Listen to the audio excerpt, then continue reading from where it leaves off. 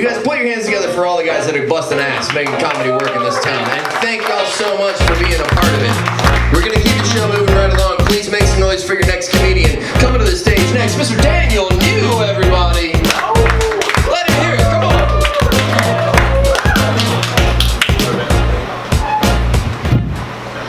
Any of you guys miss football? Do you guys miss football? Yeah, I miss football. It's Alabama. Of course I miss football. I don't miss the inconsistencies of football. They really give me a problem. Like what's a catch in the NFL these days? You guys know what they say what a catch is in the NFL? They say it's when the receiver grabs the ball with both hands, he secures the ball, and then performs a move common to football. What in the world is a move common to football? Is that like showing the early symptoms of long-term concussion damage? Can you imagine the replay guys in the booth looking at it like, all right, John, let's look at the tape, see if it's a catch here. The receiver grabs the ball with both hands, he secures the ball, and then it's hard to tell from this angle, but right there, if you zoom in, you can see he forgets the names of his children. That looks like a catch to me. That looks like a catch. But let's go down the field for the official review. The referee comes out and he's like, after reviewing the play, the receiver grabbed the ball with both hands, he secured the ball, and then struggled to use basic cutlery. Therefore, the ruling on the field is confirmed. It is a catch. Oh, man. Can I tell you guys about the worst thing that's ever happened to me? Yeah. All right, sweet. So I had a dear friend of mine, very close friend. He died. He took his own life. And so I was leaving the funeral and I stopped at the grocery store and I accidentally bought garbage bags that didn't have drawstrings. It's literally the worst thing that's ever happened to me. I didn't even know it. I got home, I opened up the cardboard box and staring at me was a sheet of twist ties and I thought, God, why would you do this to me? So for 42 times I had to try to bunch the tabs together and twist tie it like I was resealing a loaf of bread. It's the worst thing that's ever happened to me. In fact, it was so bad I kind of wanted to kill myself too. But I couldn't get the bag to seal because I didn't have I had to use the twist ties. I didn't have drawstrings. I couldn't seal the bag.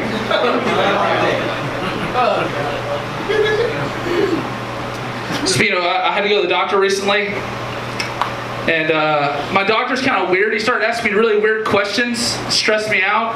He was like, Daniel, have you been? I tell him what's going on. He said, Daniel, have you been out of the country recently? And that really stresses me out. I'm like, oh God, what's going on? Like, do I have one of those foreign-y type diseases? Like, has this stuff not made its way to America yet? That's stressful. He said, Daniel, have you come in contact with any feral animals? I was like, dude, I live near Grand Bay. I don't know, probably? Is there a probably? Check probably. I have a raccoon for a roommate. That's why I tell people now, I don't say I have a raccoon infestation, I say I have a raccoon for a roommate.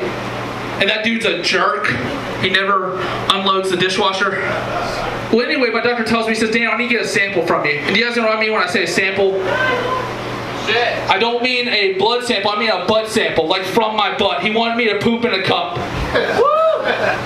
And this is too dignified for the doctor's office, so they give you a to-go kit. It's a white paper bag with a biohazard sticker on it, and what I can only describe to you is the mac and cheese container from the Walmart deli. So I get home, I gotta do the deed, you know.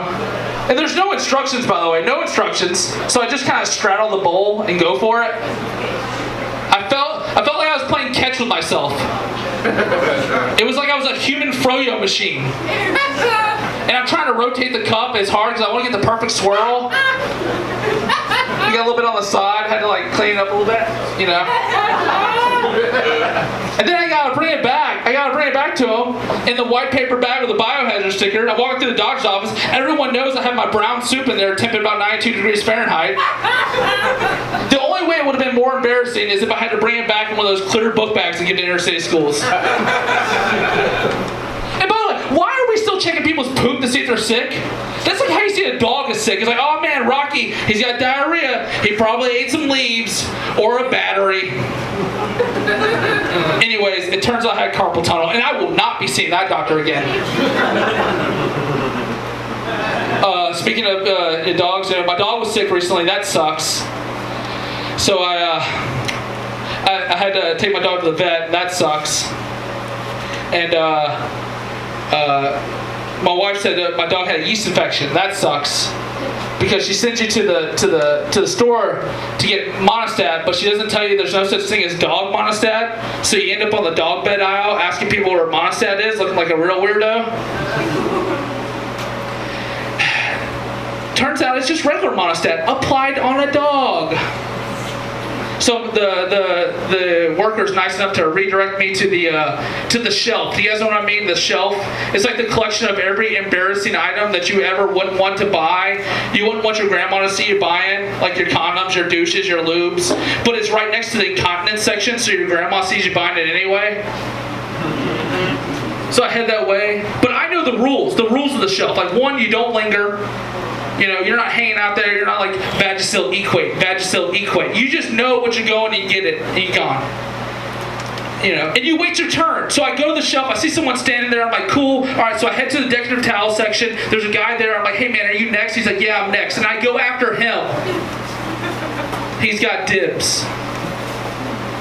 And you know, and when you get to the shelf, you know, I have a technique that I use. I call it the drive-by technique.